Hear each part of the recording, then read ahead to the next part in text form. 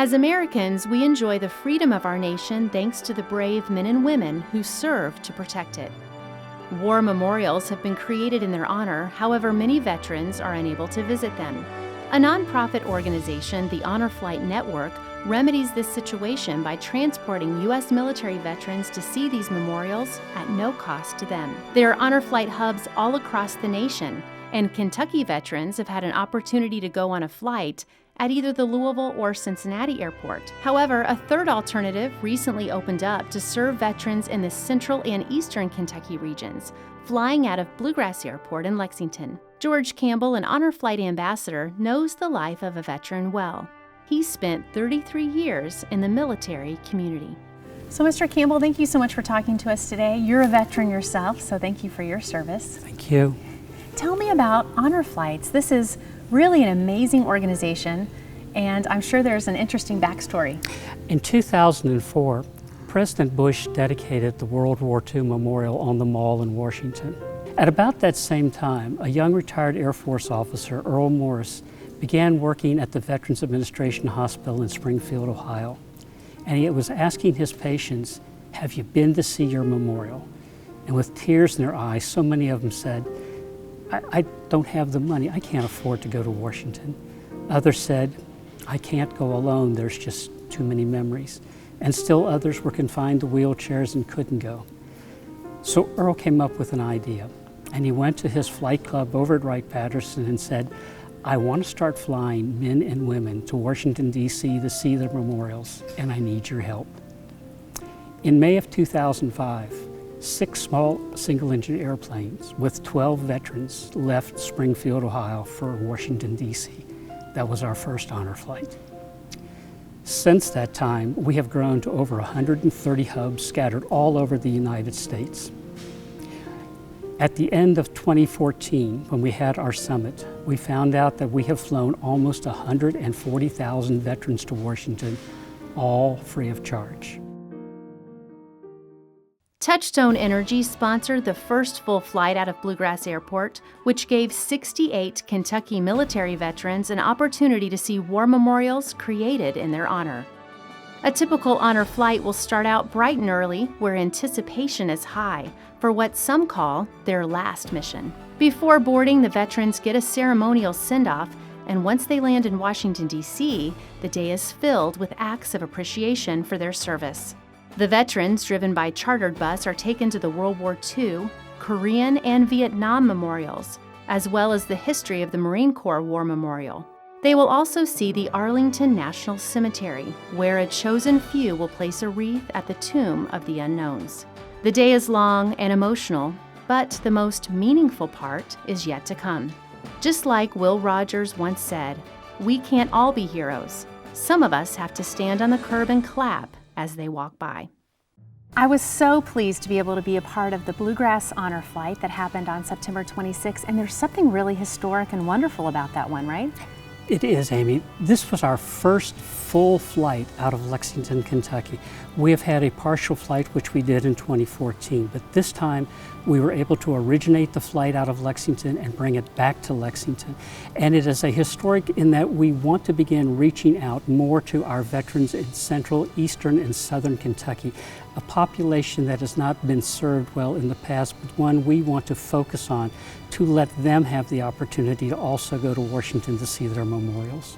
It was something that I will never forget, being at one of these honor flight welcome homes. I had no idea what to expect either, and just the swell of patriotism that was happening amongst everyone that was there, and there was every age.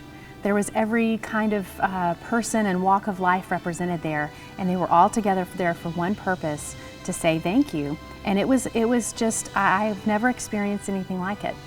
Well, I'm glad you got to experience this. We hope to have many more coming out of Lexington, Kentucky. This particular flight that we had has generated a groundswell of applications, which we hope to continue growing. We would like to do this at least once, if not twice, every year out of the Lexington Bluegrass Airport. We hope to take between 68 and 70 veterans each time, along with 68 to 70 guardians. The aircraft has a 4-person to 6-person medical crew on board, so the needs of all of these veterans are taken care of.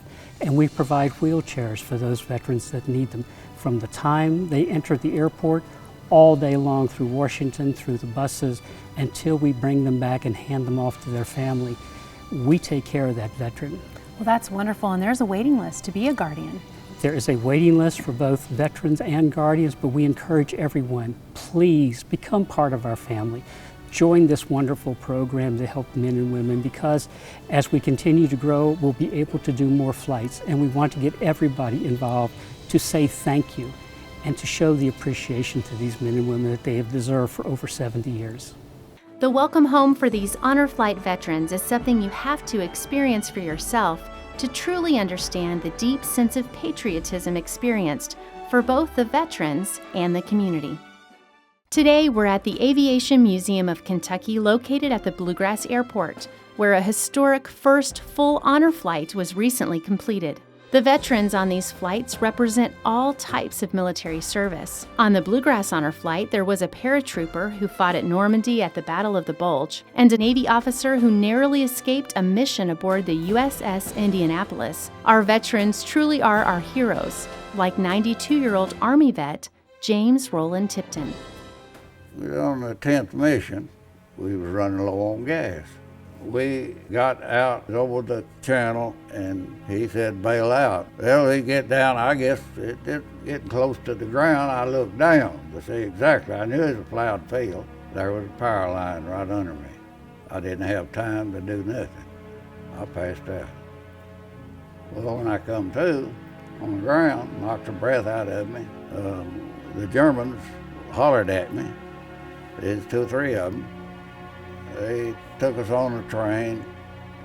We was in Nancy, in the depot. I was in that camp, I think, an even year. Sometimes the veterans just want someone who will listen as they tell their stories of bravery and hardship. Another veteran who showed bravery was Richard Garrett, an African-American Marine who was on the front lines of integrating the military. Mr. Garrett, thank you so much for talking with us today. You've had a very interesting military career. You were actually a forerunner, really, in getting the Marine Corps integrated. Yes, I was about the 3rd platoon to go through recruit training. At that particular time, the Marine Corps was kind of hard-headed about integrating. So being the 3rd platoon, there were 72 fellows in our platoon, and there was only 3 African Americans, myself from Kentucky, another guy from Ohio, and another fellow from down in Georgia. That's wonderful. Well, and you've been a big supporter of honor flights. I mean, you helped to recruit like 20 veterans. There was some fellows at my church and another church, and so when they heard about it, they all wanted to be a part of it. Well, and then you got the chance to be a part of it yourself, September 26th. Talk to me about that. Well, I thought it was quite an honor because I was a Korean veteran, and you know, there was so much talk during the Korean War that it was a police action and conflict. They didn't want to call it a war, so I felt honored to be recognized for what I did. And when I walked into that airport that night and saw all the people there, and the amazing thing was there were so many people there that I actually knew, and that was really something. There is a strong and long-lasting brotherhood that forms among fellow veterans. Only they can truly understand the real sacrifices made and the scars left from service. Pascal Bowdy is a disabled veteran who completed blindness rehabilitation training and served with all 4 branches of the military over 24 years. Charlie Iyer is a Korean War veteran and served as a medical lab technician with the 121st Evacuation Hospital. Both men are also gifted storytellers and teamed up to put their powerful honor flight experience into words. We just experienced the honor flight of the Lexington chapter this past weekend, September 26th. What we remembered when we visited those war memorials in Washington were the memories of our buddies of long ago, with a host of memories and emotions we shared. That was deeply moving and heart-wrenching, not just for us, but also for veteran friends we were privileged to be on the flight with. The range of emotions in that day of visiting those war memorials is too rich and varied to be broached here. As we remembered the pain of buddies lost, the undeserved gift of life now which we survivors have was also constantly intensified. Mail call at the airport before leaving Washington surprised us. A large envelope containing scores of messages and letters from adults and children expressing gratitude for our service was very moving. What is overwhelming for us is the profound sense of loss, as well as gratitude, pain, and wonder. Therefore, to arrive back at the Lexington airport to such an enthusiastic, warm welcoming, long ranks of adults and children wanting to thank us for our service, was and is simply the most powerful experience of our lives. It's hard really to put in words what that experience at the Bluegrass Airport was. After all those memories all day long of all the war memorials, with so many, a whole range of feelings of loss and pain and memory and joy and being with each other. And then to come into that airport and be welcomed by such a range of people was simply, for the veteran, and not just me, I mean for all of us, was just a very powerful, overwhelming experience. The life of a veteran has both highs and lows. Although many veterans face hardships, they also develop fulfilling lifelong relationships. Some can even be joyful unions. So talk to me a little bit about your experience. What I love is that you actually met in the Coast Guard. I met her through her brother. Okay. I was stationed in New Orleans. He said, they're going to have a watch night service on New Year's. Why don't you get a date and come? And I said, I don't know any women at this point. And all the girls had gone home for Christmas. So we were about to give up. I said to him, you said you had a sister. Ask her if she wants to go to the thing. We'll go together. And so it just grew from there. Now, how long have you been married? Tomorrow will be 64 years. Happy anniversary. Thank Tomorrow, you. Thank 64 years. So you've been in service to her longer than you've been in service to the military. Yes. we were really young when we got married. We were each 21. Talk to me about your experience on the honor flight together. Because I was more or less dependent on help, I was so pleased that they were so willing to give me a hand anytime I needed it. And of course, everything that we needed, they supplied. And it really was outstanding. What did you think about the welcome home? Did you have any idea that there would be that kind of parade and event? Well, we'd heard people talk about it, but it was something else to see. Although far more men than women signed up for the recent Lexington Honor Flight, women have been a valuable and important part of our military for the last 200 years. As a matter of fact, 2015 was designated as the Year of the Woman Veteran, and there was no better way to celebrate that than with the first ever all-female honor flight. On this historic flight departing out of Cincinnati, 140 female veterans got their special day, which included a specific visit to the Women in Combat Memorial at Arlington.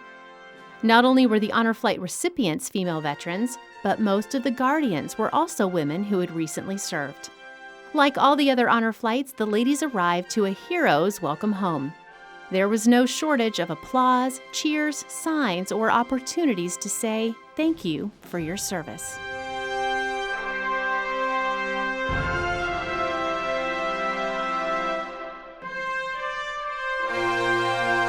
So on this Veterans Day and every day, let us give thanks to those who put their life in harm's way to preserve and protect our freedom.